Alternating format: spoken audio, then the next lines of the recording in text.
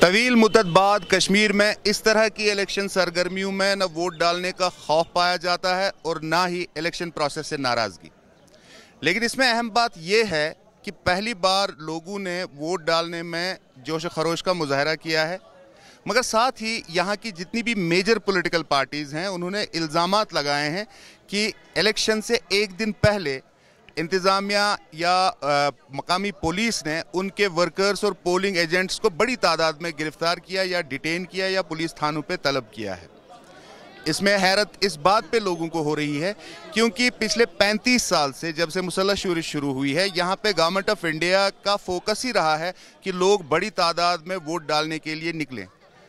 और जब यहाँ पर अलहदगी पसंद हल्के बॉयकॉट की कॉल भी देते थे, तब भी गवर्नमेंट का ये फोकस रहता था कि लोगों की शिरकत इलेक्शन में यकीनी बनाई जाए। लेकिन इस बार अलग ये हुआ है कि बड़े अलहदगी पसंद रहनुमा मीरवैज़ उमर फारूक ने एक बयान में लोगों से कहा है कि अब वो बॉयकॉट की पॉलिसी से आगे बढ़कर वोटिंग में हिस्सा ले सकते हैं।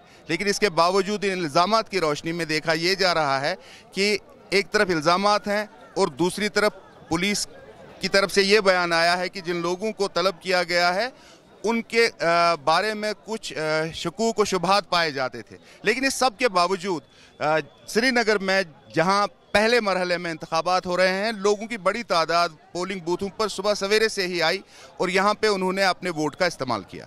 इस तब्दीली को हम खुशगवार एंगल से ही देखते हैं, खुशगवार एंगल से ही देखते हैं क्योंकि उन्होंने सोचा होगा यूथ ने कि अब तशद्दुद का रास्ता अपनाने से कोई मसला हल नहीं होता है, नेगोशिएशन से टेबल पर आने से सभी मसले हल होते हैं। तशद्दुद इज़ नो सोल्यूशन। जो हमारी हुर्रियत है उसने भी कॉल दिया कि आप बाइकआउट मत कीजिए, वोट डालिए ताकि जो हमारा रिप्रेजेंटेटिव हो वो प्योर ही कश्मीरी हो और जो हमें रिप्रेजेंट कर सके। इसलिए मुझे लगता है कि लोग यही चाहते हैं कि हमारा जो रिप्रेजेंटेटिव हो वो प्योर कश्मीरी हो, इसीलिए लोग ज़्यादा से ज़्यादा वोट डालने लगे ताकि हमारे लिए कोई बाहर से हुक्मरान ना खड़े हो। ये हल रोज परेशान कहें बच्चे दारबदार रोजगारी कंसे बचस पढ़ लिखित गम जाए बिचार। इससे पहले 370 था, एक आम कश्मीरी को क्या फ़ायदा हुआ है? आप मुझे एक बोलिए। आम कश्मीरी को कुछ फ़ायदा नहीं हुआ, अब हटा तब भी आम कश्मीरी को कुछ फ़ायदा नहीं होता। अब ये इलेक्शन जो है, चाहे कोई भी पार्टी हो, हमको अपने मुस्तकबिल के बारे में सोचना है। जो यूथ है, जो घर में बैठे हैं, उसको ये सोचना है मुझे वोट डालना है। 5 साल पहले आर्टिकल 370 हटने के बाद से वादी कश्मीर में तवील मुद्दत के बाद पहली ऐसी पॉलिटिकल एक्टिविटी देखने को मिल रही है।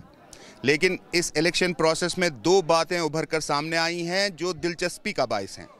एक ये कि इंडिया की हुक्मरान जमात बीजेपी ने पूरे इंडिया में आर्टिकल 370 को अपनी सियासत का और इंतखाबात का बुनियादी नारा बनाया, लेकिन वादी कश्मीर की 3 में से एक भी सीट पर बीजेपी ने कोई उम्मीदवार खड़ा नहीं किया।